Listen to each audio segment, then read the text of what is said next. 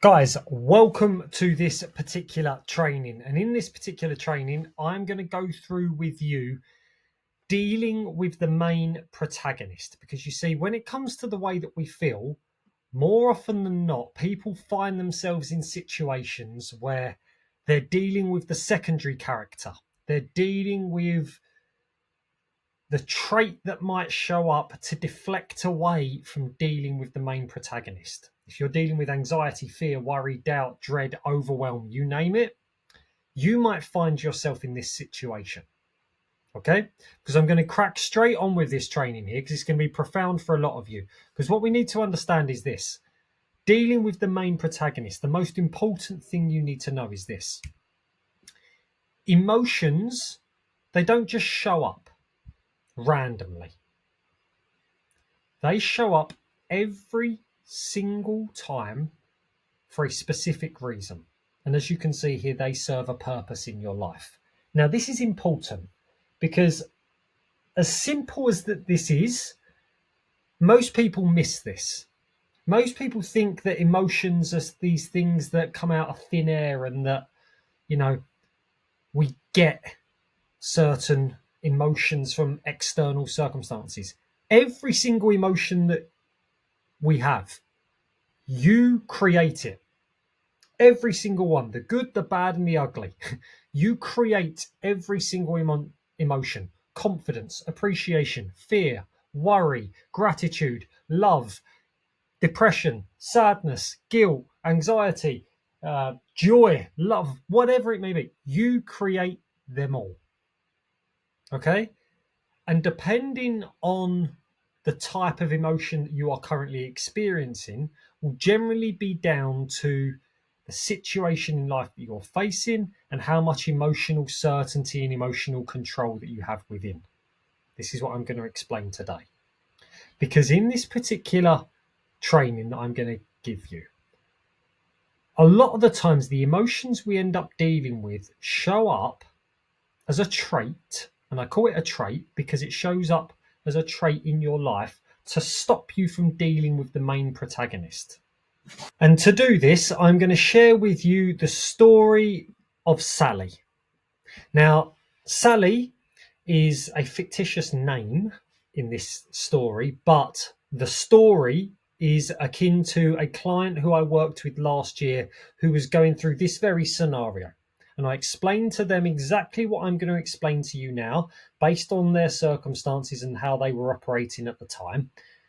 And as I say, I think this is going to resonate with a lot of you because this is the story of Sally. And let me give you a little bit of framework here. Sally has a husband and 4 kids and a home in London. And you see, Sally currently finds herself in a situation where her marriage is in tatters. She has to find a new job and her mother has ill health currently. This was the situation where my client found themselves in. Added to all of this now, Sally has recently developed, quote unquote, anxiety and is now also struggling with that. So much so that it is taking over her life. Not the most ideal situation for Sally, is it? Now you can see why she got in touch with me at the time. Because you see, this is where Sally currently is. And so you see, Sally's got all of this uncertainty in her life, all of this worry, fear, dread, doubt that's going on currently with her marriage and with her job and with her mother's ill health, that now she's also dealing with anxiousness. And so what happens? Sally spends most of her day currently battling her anxiety. She's overthinking, worrying, stressing about it as it's just impacting the other areas of her life even more. She doesn't feel like she can make progress in her life until she moves past her anxiety. She has so many things she needs to sort, but she can't because anxiety gets in the way. How many of us have ever been in this situation? That's what I've said here. Resonate much? How many of us have been in this situation? We've got so many things that we need to do, but we can't because anxiousness just gets in the way of these things. Well, here's the thing, guys, that we need to recognize. What is the name of this particular training? Dealing with the main protagonist. Because what you're going to understand here and what you're going to gain from this particular training is a profound understanding, the same way that Sally did last year with me, that when you deal with the main protagonist, all of the other traits that sit before it fall by the wayside. But for most people, they don't want to deal with the main protagonist in their life. Why? The main character. That's what the protagonist means. Why? Because it's emotionally uncertain. It's emotionally unsure. It may make me even more emotionally insecure. And so what do? Is I develop traits, because this is what happens, and this is where we need to tune in. This is what goes on.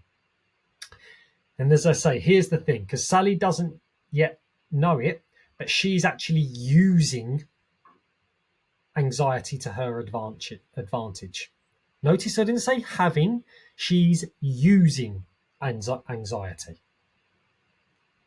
This is how. This is her currently, looking very pretty.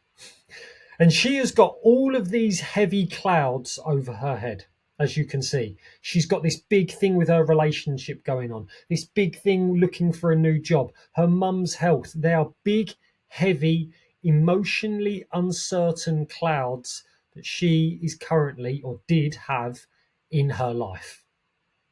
And you see, we all, you, me, everyone else listening to this who's not you and me, we all have challenges in our life. There's no getting away from that. You know, people think they should never have problems. Problems are a sign of life. I've said it before, there's only one type of person who doesn't have problems. And they live at the graveyard, and it's not the undertaker. Because truthfully, it's only people who pass away who never have problems anymore. We all have problems in some way, shape or form. It's about how we deal with those problems, and more importantly, the type of problems we have, but that's for a different day. Because you see, at the moment, Sally has got all of these huge clouds overhanging her. So you see what happens when we have these big monumental things. What happens is generally we don't know where to start. How many of us have been there? We don't know where to start. I've got all of these huge things overhanging over my head. I don't know where to start on any of them. You see, this then becomes a problem, because if I don't know where to start with any of them, I can't deal with any of them. I can't move past them. That creates friction in the mind, because this is how the mind works here. The mind and brain will always take the path of least resistance or the path well trodden. Every single time. You know, this is why people don't stick at habits or New Year's resolutions, because it's not the path of least resistance. It's why people don't go down the gym at 6 a.m. because the path of least resistance is to stay in and, you know, press snooze on the alarm. This is why we don't have the uncomfortable conversations, because it can create a bit of resistance. So you know what, it's instead if I just keep it to myself and I don't say it. Or we take the path well trodden, which is just what we've done over and over and over again, and so it's just more comfortable that way. Sally found herself in a situation where she had all of these things. All of them create resistance. All of them are paths that she hasn't dealt with before. So what happens? Well, this is exactly what happens. Sally then, boom, creates this trait emotionally, subconsciously, not consciously.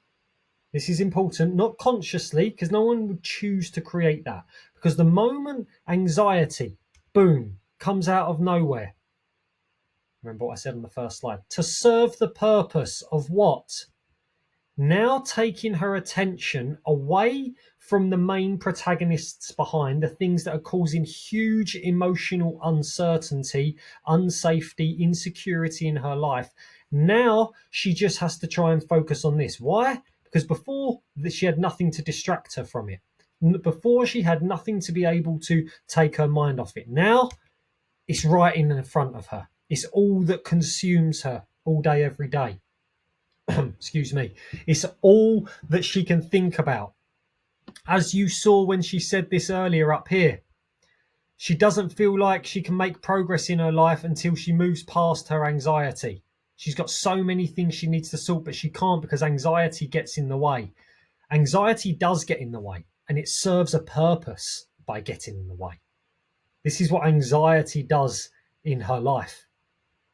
And you see, when this happens all of a sudden, then to deal with this, we emotionally learn that when I am dealing with the anxiousness, I can't focus on anything else that's making me uncertain, unsure, unsafe, out of control. When I'm dealing with this anxiousness that's right in front of me here, I can't deal with it. But if the cloud stayed that big, we would just deal with it and move on to the bigger thing. So what do we all unconsciously do? We make it huge. This anxiety is huge, it's really, really bothering me. I can't think, I can't do anything. It's all hours of the day. It just consumes my thinking every moment of the day. Because guess what? If this is consuming my thinking every moment of every waking minute of the day, what am I not doing? Dealing with the things behind it. And so what we emotionally do, and what I'm doing here in this training, is showing you the way that we emotionally operate, because we all use emotions. Remember, we don't have them, we use emotions. And what we do is we make this anxiousness into this huge consuming thing. That's why it seems completely irrational to you. That's why it seems completely illogical to you, because it's not you, but emotionally, the mind and brain will always take the path of least resistance and the path well trodden. Because although this anxiousness consciously does not make you feel good, of course it doesn't. I'm very aware of that. I've lived it. What it is doing is stopping you from dealing with more of these bigger emotional uncertainties and insecurities in your life. And especially if I make it into that big, now it's something that just consumes my every waking moment. And when this consumes my every waking moment, guess what happens? It takes me away from the things that actually lie underneath. Because you know what? I can't have that conversation with my husband because of my anxiousness. And I can't look for a new job at the moment and know what I need to do with that because I'm really anxious. And I know my mum's ill, but I can't deal with that at the moment because I'm struggling with my own thing over here. And what we end up doing is we end up battling big time with this anxiousness. We end up battling with it non-stop. Why? Because we're almost like a double-edged sword. We're battling with it, one, because now we have actually blown it up into something that actually does need dealing with, truthfully. But two, we're battling the emotional part of our mind, because the emotional part of our mind knows that when we do deal with it, this is what's waiting for us again. This is what's waiting for us again.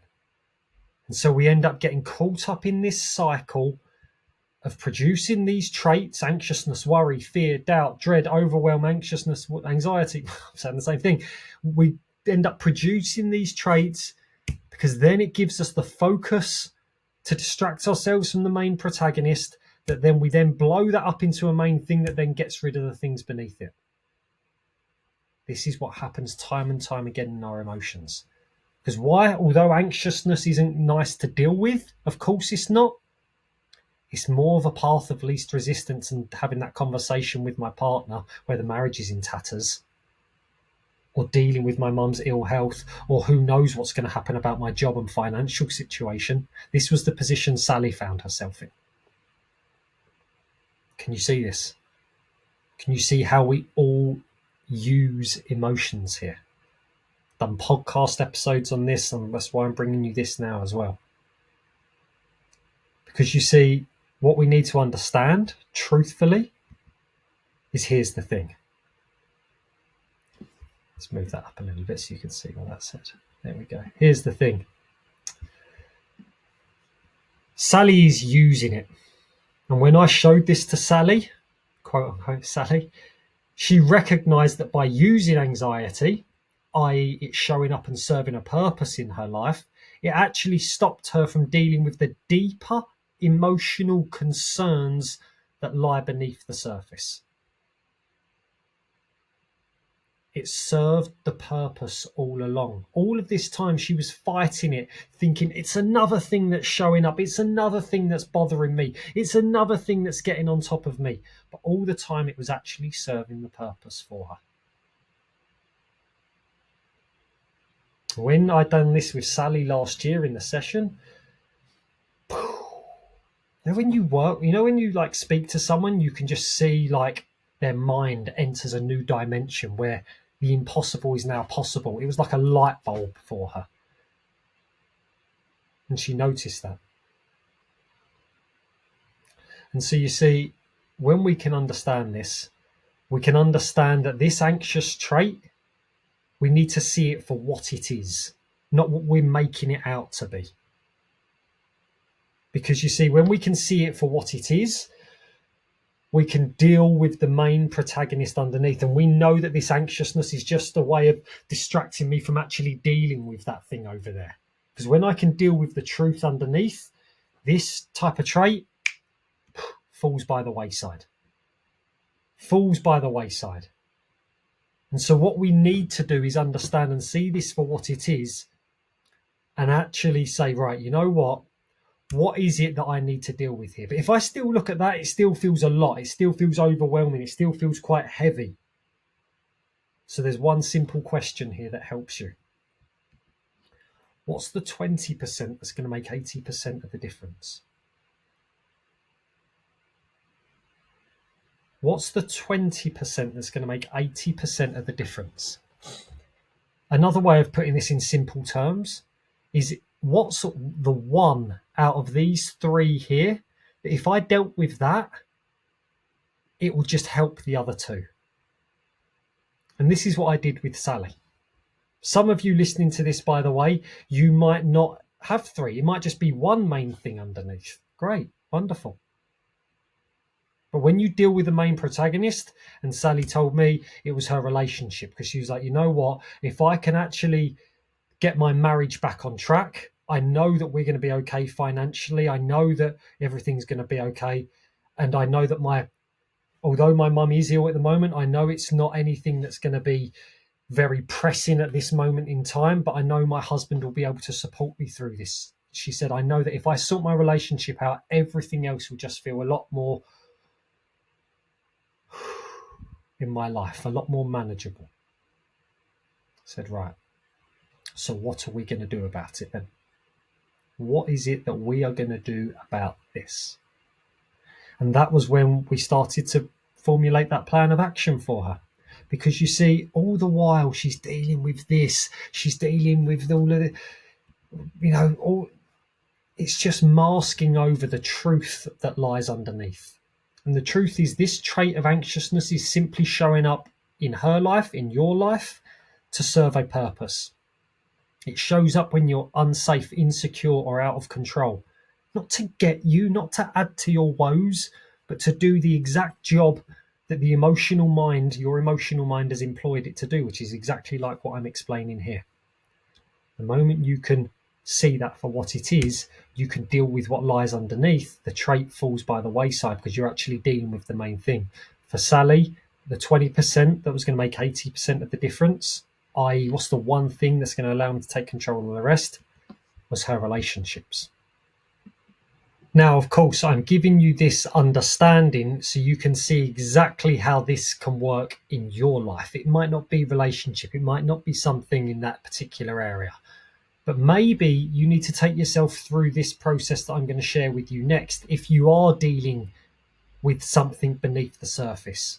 Is it that you're not getting the love, care, and attention from your partner that you deserve? Is it that you've got something going on in your work or your personal life, or something that is distracting you from it whilst you deal with this anxiety? Because if it is, you can free yourself from the whole thing by dealing with the main protagonist.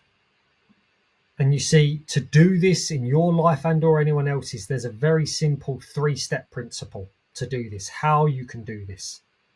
If you are going to create change in your life, and anyone is going to create change in their life, lasting change, the number one step is to put yourself into a high, empowered, emotional state. every single day of the week. You must do this. If you just try and think your way there, we're going to have no chance. Get myself with a little bit of energy where it gets myself ready to go and do something. If I'm just like, oh God, I'm not sure what's going to come ahead for me here. I'm never going to follow through. I'm never going to do it. I won't. I don't care who you are. You could be the president of the United States. You wouldn't do it. If you're going to take lasting, meaningful action in a certain area of your life, you need to be in a high empowered emotional state. Number two, this is a term I use. You need to show radical transparency. What is it that I truly am after here? What is it that I truly want? What is it that I'm truly looking for? If you want me to help you in this way, by all means, that's why I do what I do, to help people create these breakthroughs. You see, when it comes to Sally's situation here, Sally could always be like, oh, I don't know, there's nothing I can do about it. But look, she understood what's the 20% that's going to make 80% of the difference. Doesn't mean that she doesn't give any more attention to the new job or the mum's health, but dealing with this solves the majority of what I'm facing here. It's the main protagonist. It's the main character in this particular situation where she finds herself in. The same for yourself. Radical transparency. And then when you understand that, when you get it, the worst thing that you can do is sit there and contemplate it for a couple of days. Make a decision and commit to the outcome in that moment. Schedule the call, book the meeting, make the phone call, write the letter, have the conversation, whatever it may be, in the moment when you know it's true and you know it's real. Because when you do that, you deal with the main protagonist. You free yourself from what's holding you back. You deal with the core underlying thing that lies underneath. You deal with that. Your relationship is then on your side over here. And then you can be like, right. Can we together help me do this? Can we help me do this? Of course we can. No worries at all. It's much better than all of this nonsense where we find ourselves, isn't it? All of this hole that we get ourselves in. You can see it now, can't you? You can see how we end up in this place. Let me take you back to the very start here. Emotions don't just show up randomly. They show up every single time for a specific reason, and they serve a purpose. Now you can see how and why anxiety shows up. This is one particular purpose, by the way. I'm not saying that this is the be-all and end-all in everyone's life, but this is something that I see ever so often. People find themselves in this situation. So take this with you. This training here has been a little bit longer, 25 minutes here. It's been a little bit longer, but take this with you, implement it in your life, and see how you get on. And of course, if I can serve you in any way, if I can help you in any further way, if you want my help to help implement this or to get an understanding, you know where I am. This is what I do. I help people break free from the limiting emotions that hold them back. I have many different ways of doing this. This is just one of them. I hope this has been a beneficial training for you. I look forward to seeing and serving you soon. Take care.